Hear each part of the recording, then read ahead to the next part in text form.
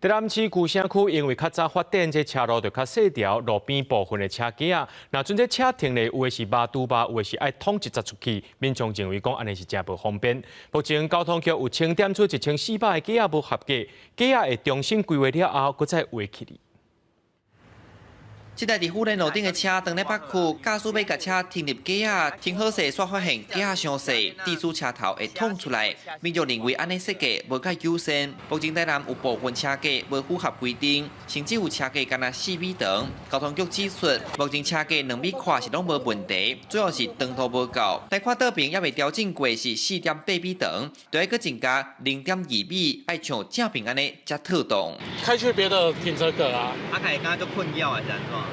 啊，就会啊，因为停车格就已经很少了啊，车格再小啊，就变成就只能限制小车停了，啊，大车就会很不方便啊。停超过迄种红线，我烦恼下方开罚单来。目前敢若古城区嘛，就是中西区才有这个状况，主要因为遮较早发展，架路较细条，佮加上时代改变，轿车愈做愈大台。根据统计，有1400个架无合格，交通局已经改善450个。有民众烦恼停落去，敢会互开罚单？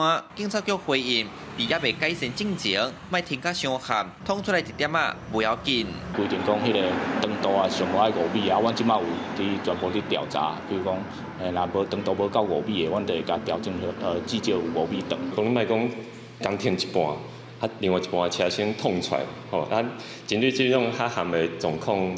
基本上就用迄个道路交通管理处罚条第56条第1项第9款的部分。交通局表示，已经有派人重新咧画架啊，只是有当时啊架有停车，就会牵着画线时间，因按算这几个月会赶紧调整好势。记者从台南采访报道。